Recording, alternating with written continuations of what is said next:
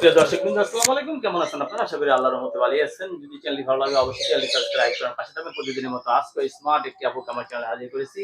এই আপুর মুখ থেকে অনেক কথা শুনবো। আসসালামু আলাইকুম আপু। ওয়ালাইকুম আসসালাম। খায়রুল লতুল লম্বা মাথার কেশ। চুলে খুব যত্ন করেন? করি তো। চুলে তো ক্রাশ করে ছেলেরা, কি করবেন? কাজ খেলে আর কি করবো, কাজ দিয়ে দেবো। ক্রাশ খেলে ক্রাশ দিবেন? বেশি হয়েছে আপনার? হ্যাঁ, হয়েছিল। স্বামী ক্রাশ খায়নি? স্বামী নাই, স্বামী মারা গেছে। স্বামী মারা গেছে? হ্যাঁ। সরি। কতদিন ধরে স্বামী ছাড়া আছেন? তাও এই 1.5-2 বছর। 1.5-2 বছর ধরে স্বামী ছাড়া আছে? হুম। সংসারে ছেলে মেয়ে আছে? হ্যাঁ, একটা ছেলে আছে আমার। কি কাজ করেন আপনি এখন বর্তমানে? আমি হাতের কাজ করি, জরির কাজ করি।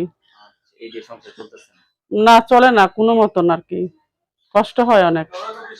কষ্ট হয়? হুম। স্বামী না থাকলে নারীর চতুর্পাশ।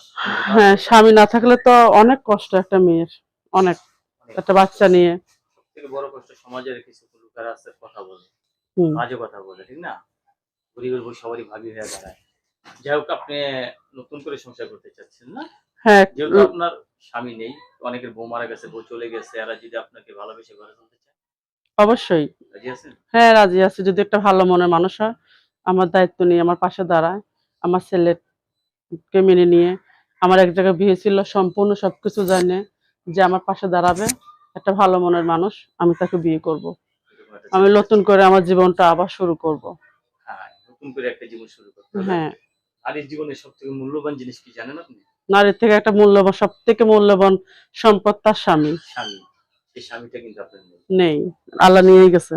সেই স্বামীটা যদি থাকতো তাহলে আপনার এই জায়গায় আসতে হতো না, এই না। জায়গায় দাঁড়াতে হতো না। হুম। ঠিক না? আচ্ছা, আপনার অনেকের বউ মারা গেছে, বউ চলে গেছে, এই সমস্ত পুরুষ আপনার একটু ভালো হয়। কারণ ওরা বউর দুঃখ বুঝে, আপনি স্বামীর দুঃখ বুঝেন। হ্যাঁ, হ্যাঁ, ঠিক না? ঠিক। লেখাপড়া করছে কিছু? হ্যাঁ। ফ্যামিলিতে কে কে আছে আপনার? বাবা মা ভাই বোন কেউ আছে? এখন আমার ফ্যামিলিতে বাবা বাবা মা এখন কেউ নাই, আমি একটা ঘর ভাড়া নিয়ে থাকি। তারা দেশের বাড়ি থাকে, এটা তো আরো বিক্রমপুর। আরো একটু চাপে পড়ে গেছে। হ্যাঁ। হ্যাঁ। তো সবাই আপনার সাথে কথা বলতে চাইবে, কারোর সাথে খারাপ ব্যবহার করবেন না। ঠিক আছে? না, ঠিক আছে। 10 জনের সাথে কথা বলবেন, ভালো একটা ছেলে থেকে বিয়ে করবেন। আমরা দোয়া করি আপনার জীবনটা ফুলে ফুলে